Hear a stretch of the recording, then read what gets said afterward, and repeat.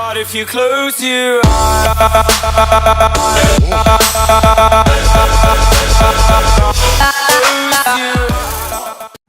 Hello, greetings, salutations, and welcome to Wargame Tuesday.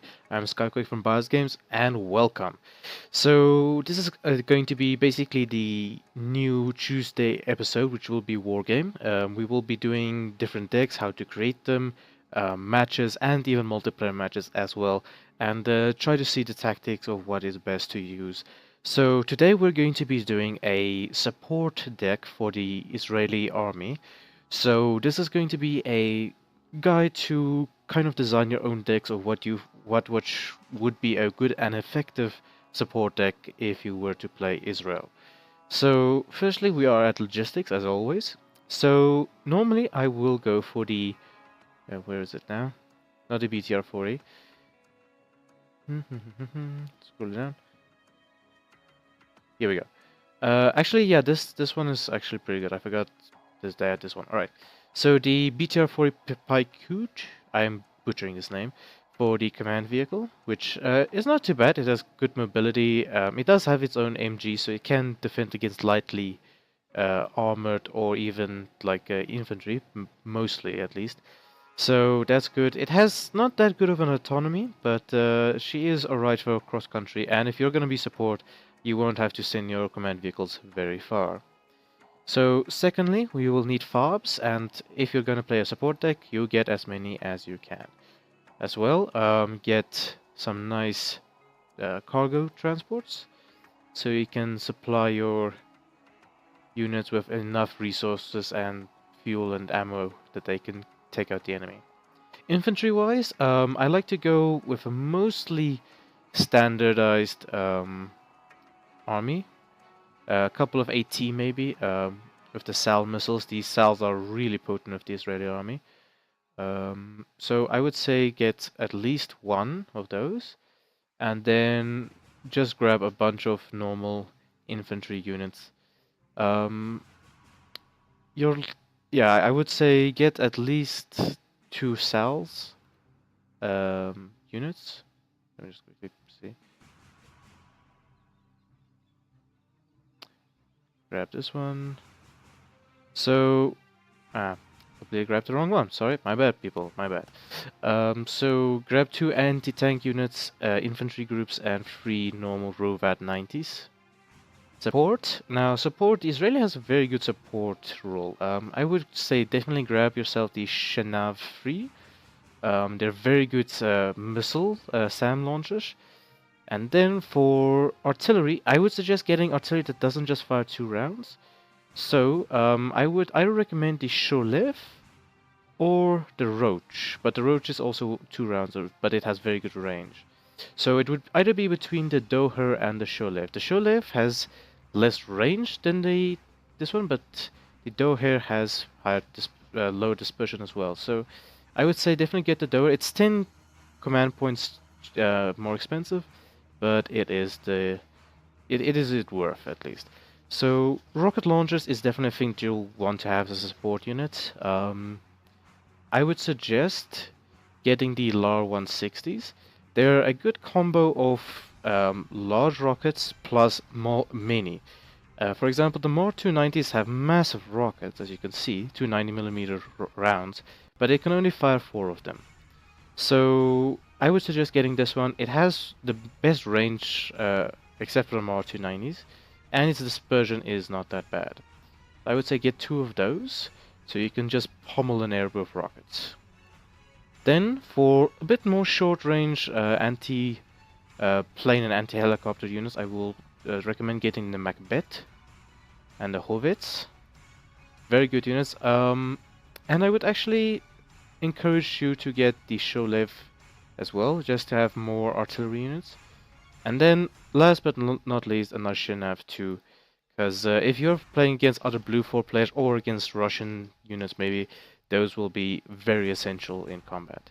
Now, because you're support, you don't really get a lot of armored choices. Now, Shot Cal and the Shot Cal Dalet is basically up-armored and upgraded Centurions. So they're not the newest tanks, but they can still dish out some damage. As you can see, AP power 13. So against Cold War tanks like the T-60s and the T-50s and even some T-70s, they might be able to take some of them out.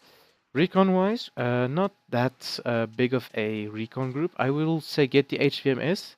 It has a good gun on it, pretty good armor piercing, and it has good sight range. So get that.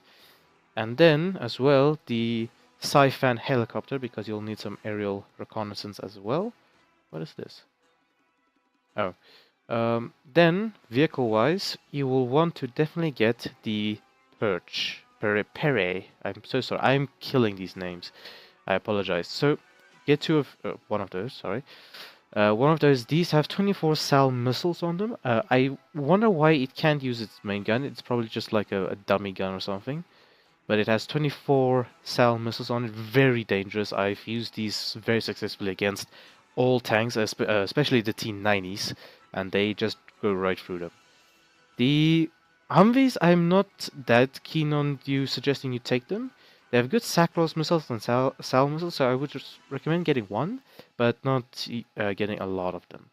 So helicopter-wise, the Sifa Bs are actually just the only ones I would recommend getting helicopter-wise. Now you have 20 activation points for aircraft. Now aircraft for Israel is very important and you need to choose yours very carefully. Now the Ra'am is the basically anti-tank unit with 4 SAL missiles and they are very, very accurate and very deadly. But the problem with SALs is they need to get pretty close, put 3,500 meters in range. And the problem is with most Soviet anti-air systems, that's more than enough to take out anything. To take it out. So it's a high risk situation plane. So we will get the Kafir C7. It has a 1400 kilogram bomb on it, which is a AoE. So it's very good against all kinds of targets. So get those. Where is the one? Not the nets. The Lafi is also very good. It has 10 500 kilogram bombs. So that's in actuality 5 tons of explosives that is used, and it's also AoE. So definitely get those. For these are electro-opticals. These are seed missiles, basically. So I would recommend getting them if you are expecting a lot of... If you know the player you're facing, I would suggest getting the Kurnus, just because it's a good seed plane. It has a range of 3,500 meters. So you can kind of take care of any ground anti-radar. Actually, my bad. The Kurnus 2000 is the better one. I remember the Kurnus was some type of seed, so I haven't seen them in a while, so apologies for forgetting. The Barak 2, I would say, is your best bet for anti-plane purposes wise. I would say get those. Now here, it's up to you basically. If you expect them to have a lot of fighters, then I would say get another Barak 2. Or if you're expecting a more bombers than fighters, then I would say just stick with the one Barak group of 2 fighters and get another bomber. This, of course, is entirely up to you, but I would then suggest maybe get a napalm version of the Kafir or even the SAL missiles to assist with ground units. But I normally expect some kind of more ground units, so I will probably go for the SAL one myself.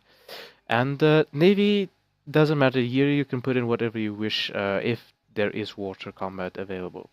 So thank you guys so much for watching. I hope this helped you decide on which units to take for your Israeli deck. Israel has a very great army equipment and is some of the best that there is at the moment.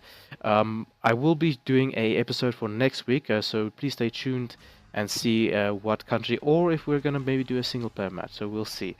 But this is how to create an Israeli deck support unit, and I hope this helps you and your team out quite a lot, and that you will have victory in your combat. But that is all for this episode. Thank you so much for watching. If you like this video, please give us a subscribe and thumbs up down below. It really helps out a lot, and hope to see you next time. Take care and goodbye.